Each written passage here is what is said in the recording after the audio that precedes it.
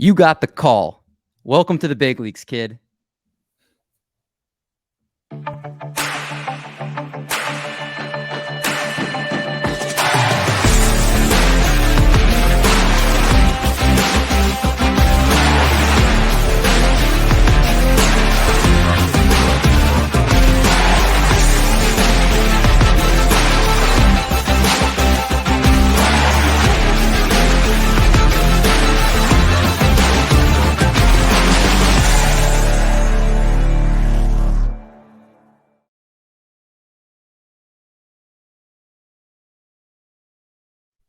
What's going on, everybody? Welcome back to another episode of The Call Up, presented by Triple Play Fantasy.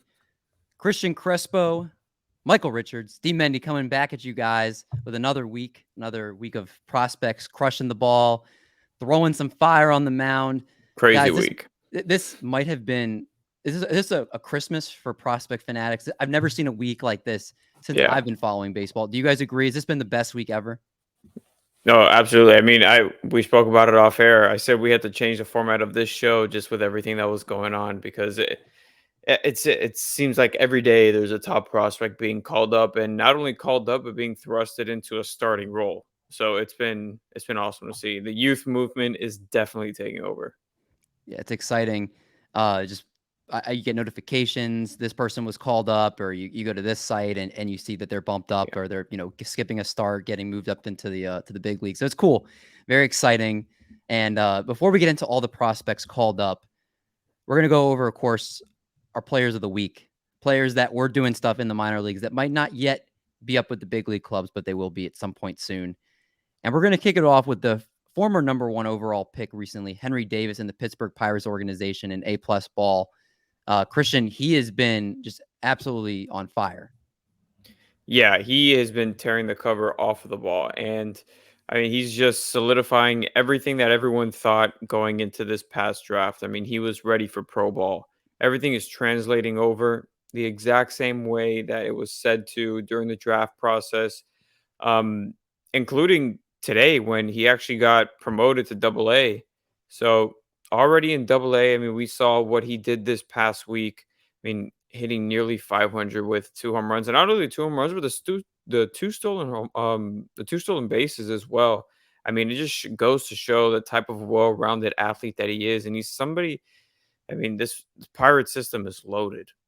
It's extremely talented, and it's so fun to watch what they're doing because the Pirates, if you look at them, they're competitive. They actually have really good young pieces. Well, not really good, but good young pieces at the major league level already.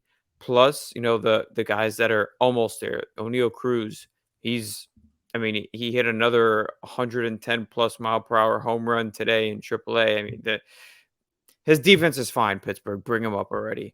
But Henry Davis was just on fire, and this is back-to-back weeks where my minor league hitter of the week is a catcher. So I don't know what's going on. The game's changing from Shea Langoliers last year now to Henry Davis. We'll see what catcher I pick next week. A catcher whisperer right there. And Henry Davis last year also was putting up good numbers, a 308 average. Only 8 games that he played last year, but very much looked the part. 3 home runs in those 8 games, and very much obviously the number 1 overall pick. You expect production from him, a very high regarded catching prospect, and another great piece in the Pirates organization for sure.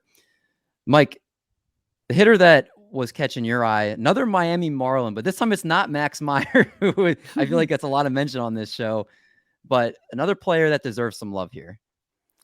Yeah, JJ Bleday. When I first came on the scene last year, I was a little skeptical of him. I saw him really high on prospect lists, and I didn't really think it was warranted, just based on one big season in college. But I've started to see the growth that I wanted to see. He's got above average tools across the board.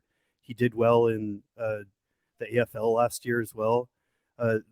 Miami's loaded in the outfield, but he's definitely part of their plans. So like whenever they think he's ready, and as you can see by the numbers on the screen, he's playing well right now. He doesn't have any speed, but he's going to bring power and all those other good things to the table. And I see him being like a regular for them down the road. So definitely someone to keep your eye on whenever he gets the call. Yeah, he's exciting. Another great prospect in the Marlins organization. Do you have an estimation when you think he might get the call? Like I said last week, I'm pretty horrible at guessing these. I mean, I would have we have like 7 guys we're going to talk about today that could have been on the show last week, but so it's like whenever they have a spot for him. I mean, he's their top hitter that's next up, in the organization. So maybe an injury or someone just really struggling. Mike, can you not tell by now I like making you uncomfortable? That's why I always ask you that. Well, yeah, I mean, hopefully I'll get better at it, and then I can just give you some real answers. I love it. We got to go to another player here. We're talking about the pitching side now. And Cristian stayed right at home with his Detroit Tigers. And why don't you tell us about the young man on screen who right now in Double A is looking really good as well? Yeah, I said it when I did the Tigers episode of the call up with Marty and Rogelio during the prospect series for each team. And Garrett Hill has always been somebody that I've, enjoyed watching just because he is a pitcher. He goes up there and he dominates with the stuff that he has. He's not going to overpower you with a fastball, but the control that he has of each one of his pitches and the way he's been able to develop them from the time I first saw him in 2019 to now has been incredible. I mean, you see it in the numbers there. The season numbers are great. In 23 innings, he has 39 strikeouts, only 7 walks. And one of the biggest things with him is his ability to keep the ball in the ballpark. Last season in 123 innings, he only allowed 3 home runs. Oh, in 2019, sorry, his first full year in the minor leagues, he only allowed 3 home runs. And he only allowed 3 home runs last year too, in 88 and 2/3. But then not only was he successful during the season, but he also went out to the AFL and really showed out there too. And it's just continued to carry over. I mean, like I said, he dominates with the stuff that he has, and he continues to, work around it really well and continue to develop. And it's been really enjoyable because I know the type of hard work and the type of person he is. So to see it all come together and for him to be able to continue to do this week in and week out is incredible. Yeah, and like you see on screen, over 15K per 9 right now. And this is just something he's done last year, an 11.41K per 9 in 2021 in A+, and in Double A, a 12.81K per 9. So he's really been showing that strikeout stuff. And you could even argue that he could be even better because his home runs and fly ball rates, right now it's a career high 14.3%. It had never gotten higher than 9.1% at any level that he's played in the minor league system. So, I mean, it could be even better, Cristian, as you can kind of see with the FIP and XFIP still lining up to be really, really good with him. So I love that call. Yeah, it's just consistency, and it's great. I mean, that's what you want in a pitcher. You have these high upside guys, but they also have low floors. So there's such a wide range of outcome. And with him, like, he's going to go out there and he's going to battle and he's going to give you everything he's got every time he gets on the mound. And that's what makes him a pitcher. That's what you like to see. 100%. Like your last guy here, another Miami Marlin, Eury Perez, who I feel like does not get talked about enough for what he's been doing right now with Double A. And you got his stats over the last 10 days, excuse me. And again, the 18 Ks and 10.2 innings really stands out to me. But what else should we know about this young man? Well, yeah, people who follow prospects closely in Dynasty last year know he broke out in a big way. But this is almost like a lifetime achievement award up to this point. Like he's actually improved and all across the board in Double A from his high A stats last year. He shouldn't have been as good as he was in high A last year. This is like an anomaly unlike I've seen in a long time, from a pitching prospect. Like 19-year-olds are not supposed to be striking out 14 batters per 9 in Double A with 2 walks, per 9, and with like an under 3 FIP and all these great things. He's 6'8", so I just imagine he's only scratching the surface of his potential. Obviously, with someone that tall, there's always concerns with losing command or whatever, but I just see a unicorn here. you know, I don't really invest in pitching prospects, especially young ones, but this guy's I just haven't seen this before since I've been doing this for a while. So he's just a great pitching prospect, and I'm amazed at what he's doing. And I just felt like he needed to be talked about. If you had to rank Max Meyer and Eury Perez, who would you put number one? I put Max Meyer number one because of the proximity. I mean, the age versus level thing, you can make a case for Eury Perez, but I'm so high on Max Meyer, I think he's just going to step in and be good immediately. So it's kind of tough to. Eury Perez still does have steps he has to take, but they're both like elite prospects. The Miami Marlins just, I don't know what they do down there, but they consistently find top end pitching. And the moment that they get consistent hitting from a bunch of guys, they are going to be trouble with this type of rotation that they're going to have. Michael is a closet Marlins fan. Yeah, he might be. Yeah, they just have good players. I mean, they keep popping out at me. Do you guys have like a really fast, like an AL and NL team? Like I know like you guys have your favorite team, but you're like, yeah, I can like Tigers and another Marlins. team. Okay, yeah, there we go. I guess you guys are fighting for the Marlins in the National League together there. Yeah, I live in Miami. I'll fight you for it. Yeah, fair enough. All right, guys, we teased it in the beginning. Let's talk about the notable promotions, which, to be honest, this had kind of been the shortest part of the show the first 3 weeks. Not the case this week, as we have so many prospects that were called up, not just to the bigs, but we're also called up to AAA, and some that aren't even on this slide just because we couldn't fit everybody here. So we're going to go through and give you a little bit of just a synopsis of what you need to know about these guys. And Mike, why don't you kick it off with Juan Yepez, who was called up to the St. Louis Cardinals and immediately had 2 doubles in his first game for them. What are your thoughts on Juan Yepez?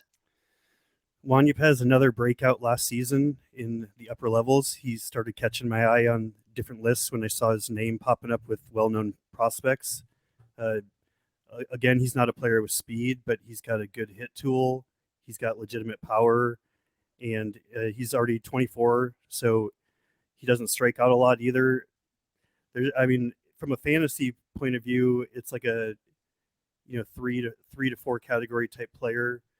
I actually like him. I don't know how he'll do this year. You'll probably hear me say this a lot over time, but there's a difference between prospect analysis and fantasy when it comes to prospects. And we've seen how rookies can struggle coming up. Like they get a lot of hype and then they come up. Some of them do really well, but it's a risky proposition. So overall, as far as like a corner infield guy, if he's getting playing time and playing at DH or first base, I'm definitely interested in like 12 to 15 team leagues. He's getting outfield reps too. Is he really? Wow. Yeah, they platoon him and Carlson in the outfield. Interesting. Well, that makes it even more interesting because the multi-position possibilities. Yeah. Again, somebody that right now is looking like he's going to be a staple in that Cardinals lineup and doing really well right now with them. So we'll see how that plays out. Home run today too. Did he really? It's perfect timing. Yeah. He knew he was going to be on the show. Dead center, San Francisco. He wanted to show out for us. You see a couple Twins prospects on there that were called up. Royce Lewis and Jose Miranda. I do want to make note, though, that we're not the only 2 Twins prospects that have been called up this year. We also saw Johan Duran get called up. We also saw Josh Winder get called up, and he actually hasn't given up a run in either of his 2 outings so far. So those are just kind of just other. I want to make sure those are brought up as well. The Twins have been calling up their prospects. So I like when teams do that. The Royce Lewis one is interesting, though, because Correa wasn't put on the IL. So it's going to be, something to pay attention to there. To see what exactly happens when Correa is ready to come back, when Arias is off COVID IL, all this other stuff. I mean, I hope he sticks. He's to see everything that he's been able to overcome and all the changes that he's made to swing his approach and to see it all come together. It's been awesome. Yeah, I mean, in 107 plate appearances at AAA, St. Paul, Royce Lewis, 310, 430, 563 batting line, nearly as many walks, weight 17 to strikeouts, which was 20. He actually was the first number 1 overall pick by the Twins since Joe Mauer. And I mean, in 2017, so it's been a little bit of time. Obviously, the injuries, the ACL injuries have been killer for him.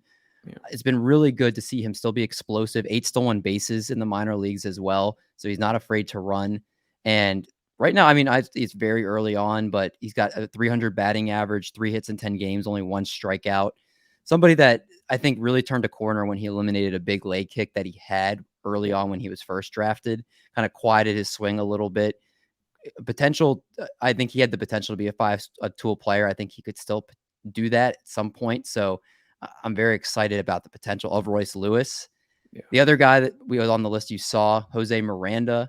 He's somebody I think people were expecting to contribute sooner this season, and they called him up finally.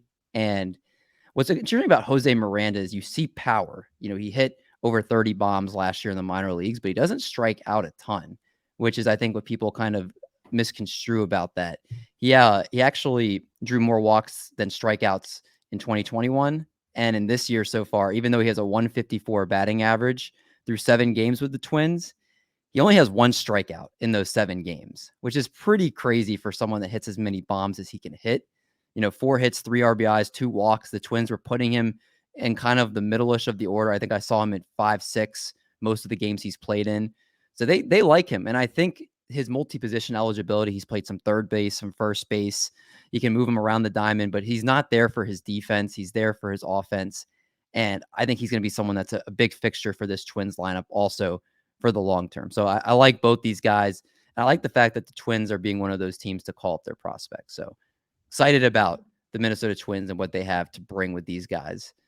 But Cristian, another team that has a couple guys that are on the cusp of being called up, and you think that they're going to be brought up together, Adley Rutschman and DL Hall of the Baltimore Orioles. They were both promoted to the Norfolk Tides this past week.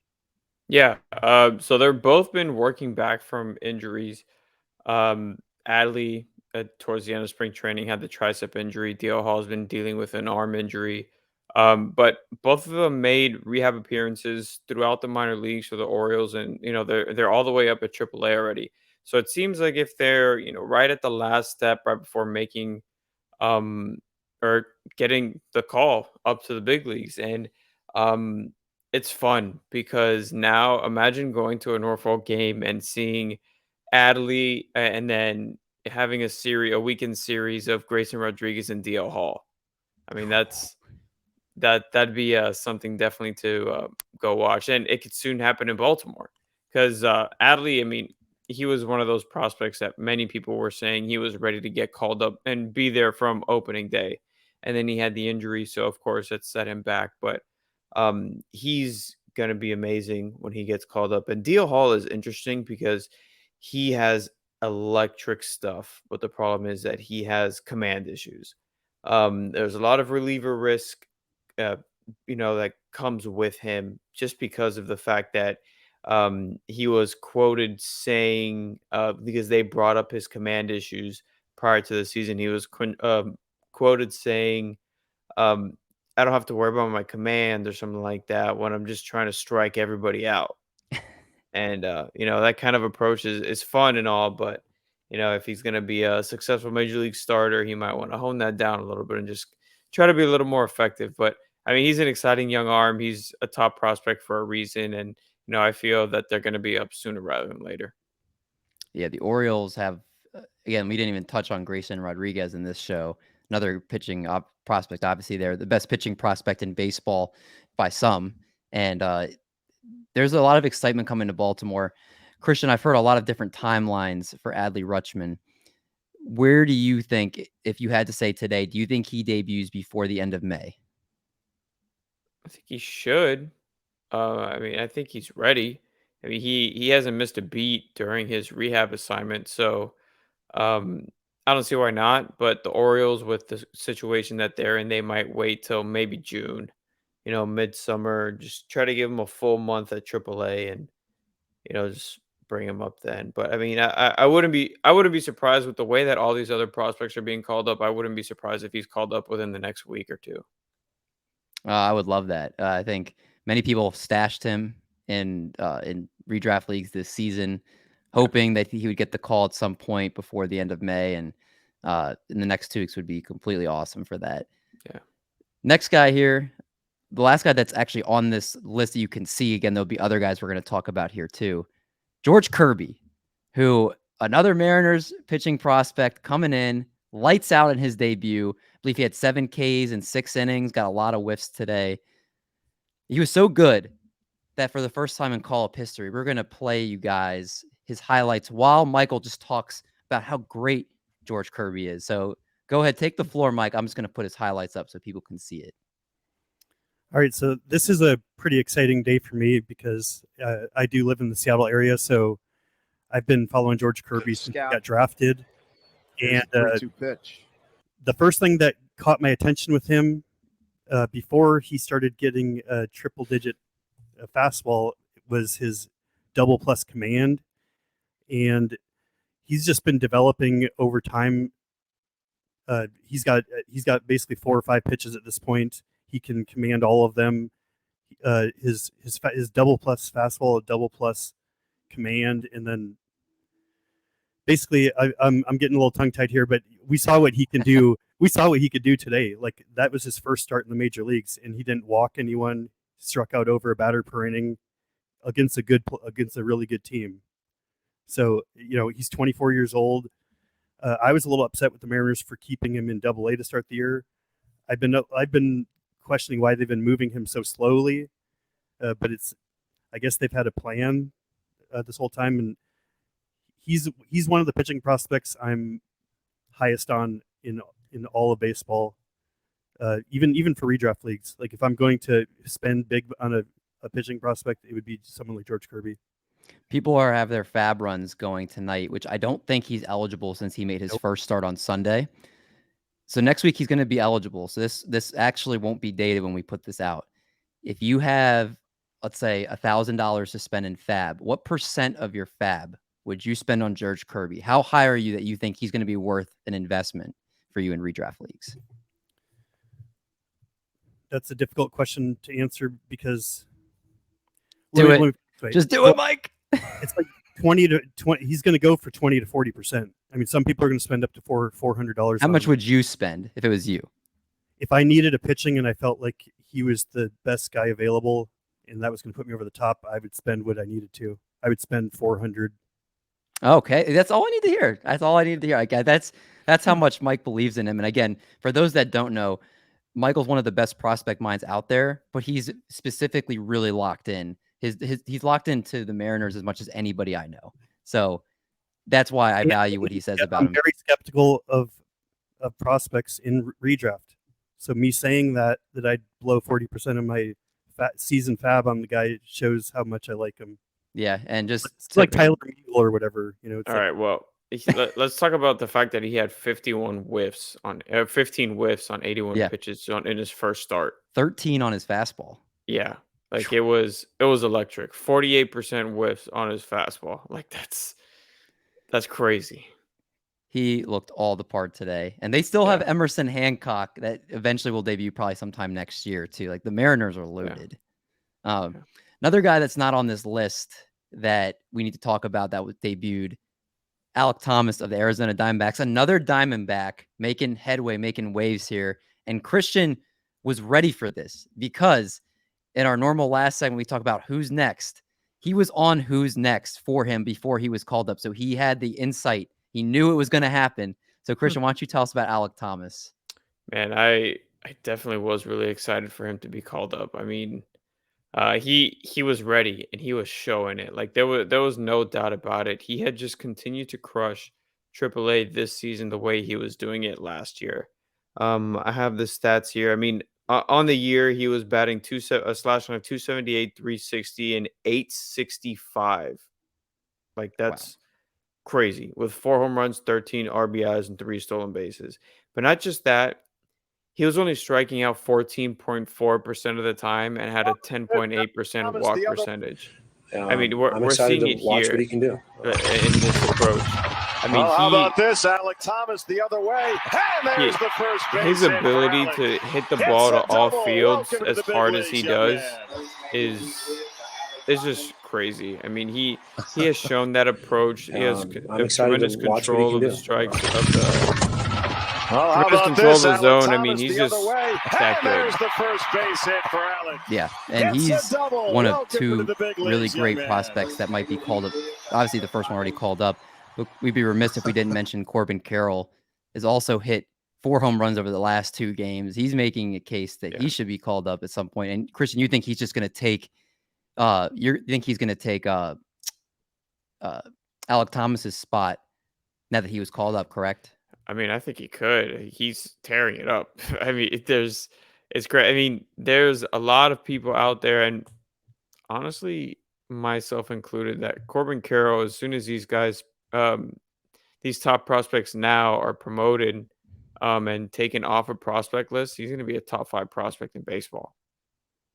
Yeah, I have no doubt about that as well. I think that's I mean, a good call. it's going to be arguable because Adley's still going to be prospect eligible. Riley Green's still going to be prospect eligible, but I think Corbin Carroll's right there at number 3. Yeah, I could see that. Also, Cristian noted before we went on that Bryson Stott was brought back up to the big leagues. And he was tearing it up too. Yeah, I mean, if you look in AAA, 9 games in AAA, and he had was it 2 home runs, 11 RBIs. 2 home runs, 7 RBIs, 11 runs, 2 steals, hitting .333, 375 OBP, 611 slug. Looked like he was ready to get another taste of the major leagues, which I know he struggled, but sometimes we've seen, obviously more than ever, that prospects struggle a little bit initially, but just give them the reps and then they'll be able to hit major league pitching. But on that note too, though, with Bryson Stott, it's the Phillies offense just didn't start off great. So there was a lot of pressure throughout essentially the entire lineup to see where they can get the production from. And for a prospect making his major league debut on an opening day roster to try to feel like, okay, these guys aren't producing, I got to try to force my way on. I mean, he wasn't even walking when I think he had 1 walk in his first 9 games. And that's not something that he was, I mean, it throughout the minor leagues, getting on base through walks was something he did very well. And he wasn't showing it here, so you can tell he was pressing. So I think sending him back down, letting him get his mind right, letting him get a feel for the bat coming off the ball solid, or the ball coming off the bat solid again. I think that's exactly what he needed. And Didi Gregorius went on the IL, so he's without a timetable for his return. So Bryson Stott should get plenty of run at shortstop now. And I mean, when Didi comes back, if he's continuing to hit, there's no way you could send him back down. That's right. I will tell you this. I also want to bring up this player as well. Jarren Duran was called up by Boston. We were going to think about making him part of the show. He was immediately sent back down. Picking up those freaking flyer miles. Yeah, he really is. But I mean, we're talking about guys that have been tearing up in AAA that deserve a shot. He's got an under 20% K percentage, a 13.4% walk percentage in AAA this year, 397 batting average, a 478 OBP, 2 home runs, 11 RBIs, 7 steals. Like, what else is there for him to prove? Like, you got to give this guy eventually some more taste of the big leagues this season. So it was very sad we didn't get a chance to be joyous that he was promoted and he's still up there. So wanted to make sure at least he was brought up because he could be called up again. I'm assuming if another outfielder goes down, he's the first one to be called up by the Red Sox again in that case. But another outfielder, I mean, Jackie Bradley Jr. should not be starting. he's in there for sentimental reasons now. My goodness gracious. Guys, is there any other prospects we missed or that I didn't bring up in the run? I think there's so many that it's like easy to miss one, but I think we covered all of them this week. It's been crazy. I'm sure we maybe missed 1 or 2. But there are a lot of deserving guys in AAA right now that should get called up soon. And I just want to highlight one player because he's a former Marlin, and his story is ridiculous. But Stone Garrett, he's an outfielder with Arizona right now as well. So loaded outfield. He's a little older, but I don't know if you guys remember the story when Josh Naylor was a Marlins prospect. He was roommates with Stone Garrett in the minor leagues. And there was an incident where Josh Naylor accidentally stabbed Stone Garrett in the hand in a dorm room prank. Yeah. Wow. And ended his season. And then, fast forward a couple years, Stone Garrett actually was out of baseball for an entire year working as a realtor. before, coming back this last season and coming back stronger than ever, and really, forcing the issue, and he's getting his chance now with the Diamondbacks organization, and he is crushing AAA right now. So shout out Stone Garrett, I'm rooting for you, man. That's an awesome story that he's kind of coming back from all that. I'll have to keep an eye on him now. That's a crazy story. Mike, anything we missed? Anything you want to bring up before we get out of here? Nothing too in particular. Just be on the lookout for more prospects coming up. The teams are obviously not having any issue doing it if they see someone up in the upper levels that's ready. So the Royals, Pasquantino and Prado, one of those guys could be up as soon as the spot opens up. Well, there's a spot now. Carlos Santana's on the IL. Mm-hmm. There you go. Pasquantino could be up soon. He walks more than he strikes out. All right, call your shot. What's your next prospect being called up? I have mine already, and I have like a date. I think he's coming up. I'm ready to go. I feel like you got to lead it off because you seem like you're very confident about it. All right. This Friday night, Max Meyer is going to make his debut against Corbin Burns in Miami. I will cancel all my plans. Whatever I have planned for that night to go and stay. I will go to the game. I will be there. That'd be amazing. That would be Michael, do you have one that you feel like is the next one? I know this is not what you're good at, but you got to do it. Like with one of those, I'm going to go with whatever Royal guy. I mean, if Carlos Santana's on the DL, I mean, they're ready. I think Pasquantino's more ready for Major League hitting or Major League pitching. Yeah, I don't think they'd skip over Prado though, because Pasquantino's still in AA. No, he's in AAA. Oh, is he? Yep. I don't know. I feel like Prado will get that. He's outproducing Prado in AAA, actually. No, I know that. Yeah, Prado's striking out more than anybody else. But he's still crushing. That's why I'm saying Pasquantino, just because Prado's, I don't know what it is, but if he's striking out 30% of the time in AAA, right, it's going to be hard. I can't decide if I want to go Nolan Gorman or if I want to hit another home run today. Did he? Or shout out to John and go Tristan Casas. He hit a home run today too. Either could be good. I don't want to. Tristan Casas is John's thing, so I think I'm going to go the Nolan Red Sox Gorman. are desperate for Casas. They are. I'm going to go Nolan Gorman because I can't steal his thunder. So I'll go Gorman that the Cardinals will call him up, and he'll be in the lineup by the end of the week. So that's where we'll go. Crossed. Yeah, I mean, all these guys, it wouldn't shock us if they were with the way that the landscape is right now. And for shows like this, that gives us so much content, so much great stuff to talk about. It's incredible. And I love that baseball has been like that this year. So yeah, it's been fun doing that. It's been fun doing it with you guys. And we're going to keep bringing it every single week. Make sure you guys know everything that's prospect related here on this show. And if you're enjoying the content, please make sure if you're watching on YouTube, you're subscribed to the channel, because not just prospect interviews, as you saw with Cristian and John debuting that this week with Dre Jameson. So if you have not checked that out, could be called up very soon as well. Mm-hmm. So all prospects out there, just have your bags packed. Get ready. Phones charged up. Just stay near it, because you never know. You might be the next one. That's right. And so check that out if you have not already. And again, if you're watching on YouTube, subscribe, leave a comment below for us. If you're on the podcast feed, make sure you're subscribed to the podcast and leave a 5-star rating review if you enjoy the content. But that's going to wrap us up here for another week here at the Call Up. And with that note, we'll see you guys soon. Make sure you root for your favorite prospect to get called up this week, because it just may happen.